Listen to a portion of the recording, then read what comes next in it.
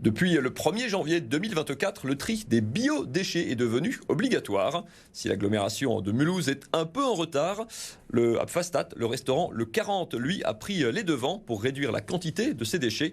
L'établissement s'est doté il y a 3 ans de lombricomposteurs. Comme son nom l'indique, les épluchures de fruits ou de légumes finissent dans les estomacs des vers de terre. Un reportage d'Isabelle Hautefeuille.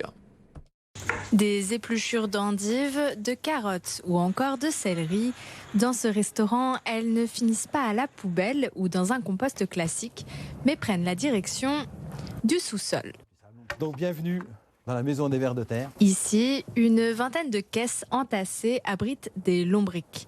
Ces petits animaux se délectent des épluchures mélangées à du carton et du papier. Je mets un peu de carbone, un peu de carton. Au bout du processus, Dominique récupère le compost et son jus, le lombrité.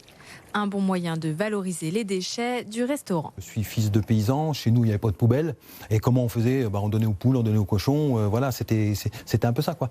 Donc, et moi qui habite maintenant en ville, qui suis citadin, toutes ces poubelles, ça me heurtait un petit peu. Le compost et son jus ne sont pas commercialisés.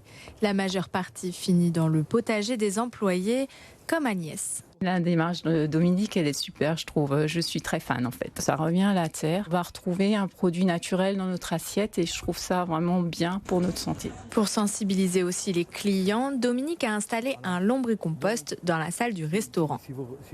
Et se restaurer en compagnie des vers de terre ne dégoûte pas du tout Ethan. C'est pratique, on les utilise pour faire quelque chose qui va nous servir.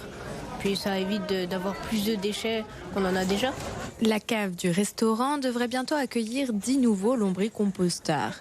Et Dominique envisage à terme de vendre l'engrais. La flamme